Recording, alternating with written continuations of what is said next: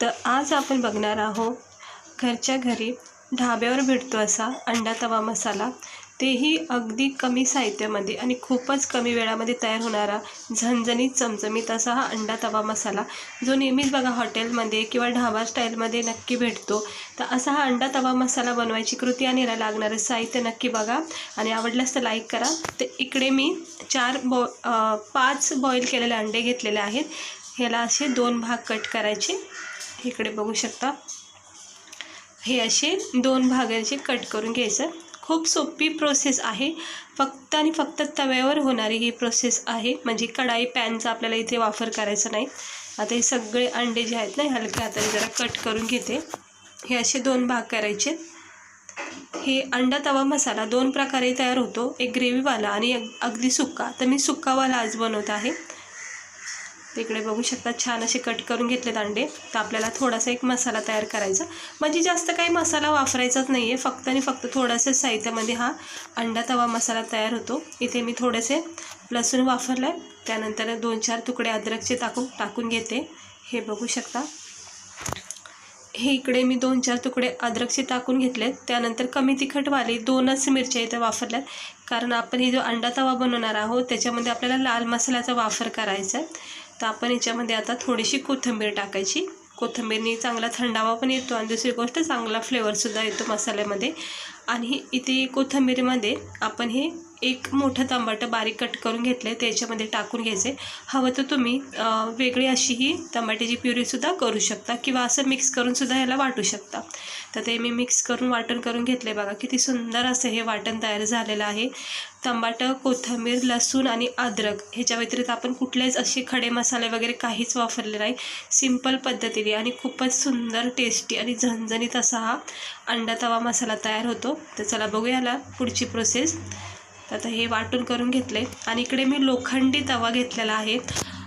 लक्षात ठेवा, अंडा तवा जर करायचा असेल आणि तुम्हाला जर हॉटेलसारखी ढाबासारखी आपल्याला फ्लेवर पाहिजे, टेस्ट पाहिजे, तर लोखंडी तवाच वापरा. पॅन आणि असा मोठा तवा, डोसा तवा वगैरे वापरायचा नाही आहे. लोखंडी तव्यावर जितका चांगला फ्लेवर उतरतो तितका असं इतर तव्यामध्ये उतरत नाही. आता इकडे मी थोडंसं तेल पसरून घेतलं आहे आणि थोडंसं चिमूटभर इथे लाल मसालासुद्धा मी टाकून घेते. ह्याच्यामध्ये थोडंसं किंचित चिमूटभरमध्ये जेवढं मीठ बसेल तेवढं मीठ टाकायचं आणि हळद टाकायची आणि हे जरा पसरून घ्यायचं. तवा जास्त तापून द्यायचा नाही. जर तापलेला असेल तर लगेच गॅस बंद करायचं, नाही तर काय होईल, हे जे तेल, मीठ, मसाला जे आपण हे मिक्स करून घेतो ना, ते पूर्णपणे करपून जाईल आणि मग पूर्ण अंड्याचा स्वाद बिघडून जाईल. आता हे कट केलेले अंडे आपण ह्या मसाल्यामध्ये सेट करायचे. थोडंसं याला शेक द्यायचा आहे, आपल्याला भाजून घ्यायचे आहेत. तिकडे बघू शकता छान असे सुंदर असे हे अंडे एका साईडला मी असे सेट करून घेते आणि मसाल्याला अशी प्रेस करून घेते, म्हणजे चांगल्याचा फ्लेवर उतरत नाही. झाकण ठेवायचं आणि मंद गॅसवर, अगदी मंद गॅसवर, जास्त तवा तापलेला नसलेला हवा आहे, स्लो गॅसवरच ही प्रोसेस करायची आणि असं थोडंसं आलटीपलटी करून घ्यायचं. हे बघू शकता मस्त कोट झालेला आहे मसाल्याचा. सुरुवातीला असं हे मसाल्यामध्ये अंडे भाजून घ्यायला लागतात, अंडा तवा करायचा असेल तर. आणि आपण जे अंडा करी वगैरे बनवतो त्याची एक वेगळी पद्धत असते आणि अंडा तवा बनवायची ही प्रोसेस आहे. तर तुम्ही नक्की अशा प्रकारे एकदा करून बघा. तुम्ही बाहेरचा अंडा तवा जर खाल्ला असेल कधी तर तो खाणं विसरता, इतका भारी लागतो हा. तर नक्की ट्राय करा. तर आता चांगला शेक द्यायचा, याला थोडा वेळ ठेवायचा, अर्धा 1 मिनटं, आणि असं भाजून काढायचे आणि भाजून काढलेली मस्त चव येते. हे बघा चांगलं असं भाजून काढलेलं आहे. आता मी हे सगळं एका प्लेटमध्ये काढून घेते.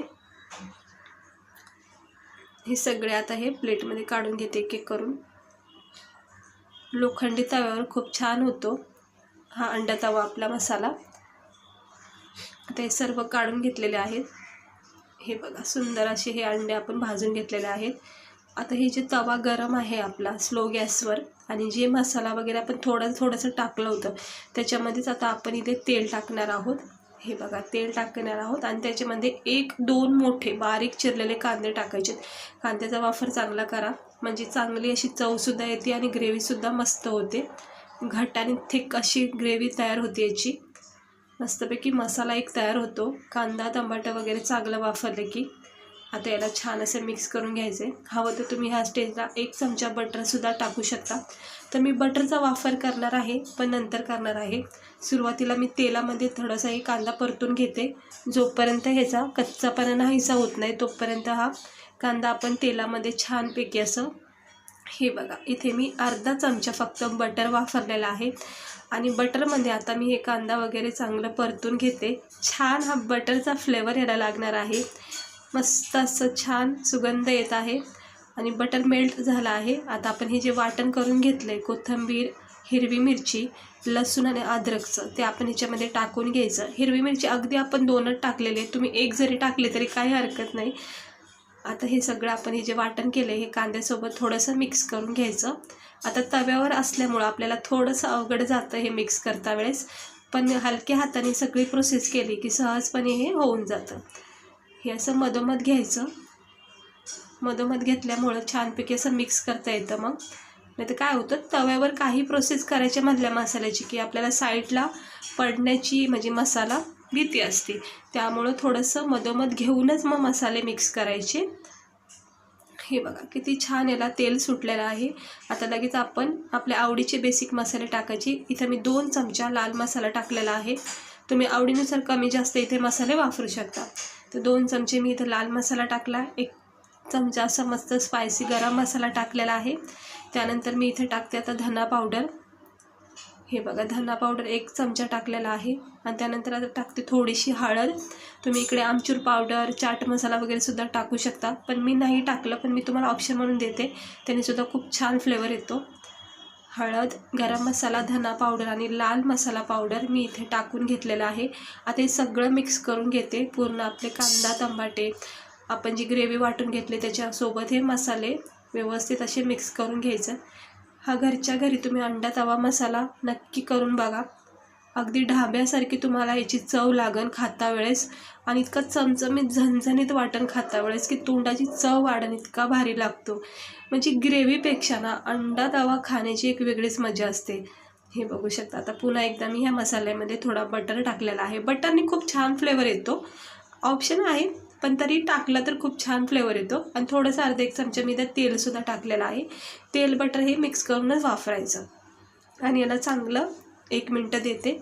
म्हणजे काय होतं, तेल आणि बटरसोबत हा मसाला, ही जी ग्रेव्ही आपली चांगली फ्राय होती. बघू शकता तुम्ही याचा टेक्स्चर किती सुंदर झाला आहे आणि आपली ही ग्रेव्ही किती भारी वाटते. थोडंसं पाणी टाकायचं जेणेकरून काय होतं, मसाला हा खाली चिटकला जाणार नाही. कारण आपला हा लोखंडी तवा आहे, त्यामुळं मसाले हे जास्त चिटकले जातात. आणि नॉनस्टिकी पॅनमध्ये काही मसाला चिटकायची भीती नसते. त्यामुळे थोडं थोडं अगदी चमच्याभर पाणी असं टाकत राहायचं. हे फक्त ग्रेव्ही आपली छानपैकी परतून होईपर्यंत याला थोडासा ओलसरपणा द्यायचा. अगदी पातळ नाही बनवायचं. इकडे बघू शकता सेम प्रोसेसनी अशीच ग्रेव्ही बनवा. आणि थोडंसं मीठ टाकायचं, कारण आपण इथे बटर वगैरे टाकलेलं आहे, त्यामुळं मीठ अजिबात जास्त टाकायचं नाही आहे. आता इतकं मीठ पुरेसं आहे, पूर्ण ग्रेव्हीला कवर करण.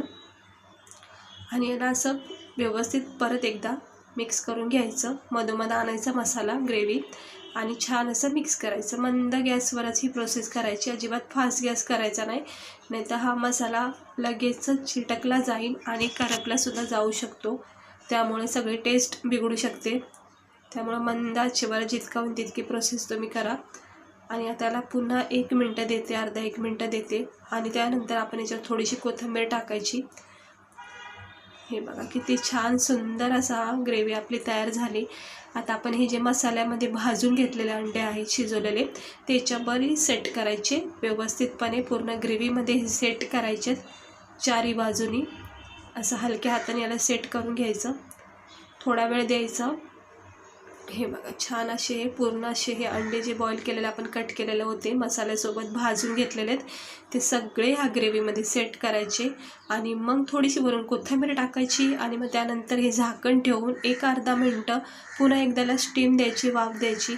आणि अर्धा 1 मिनटं झाला, तुम्ही बघू शकता किती छान तरीबाज अशी ही आपला अंडा तवा असा तयार होत आहे. इतका मस्त फ्लेवर येतो आहे. आपण बटर वगैरे ह्याच्यामध्ये टाकलेलं आहे. आता हे थोडंसं आपण आलटीपलटी करून घेऊया, म्हणजे खालीवर करून घ्यायचं. लगेचच मिक्स करायचं नाही, अंड्याला थोडा वेळ द्यायचा.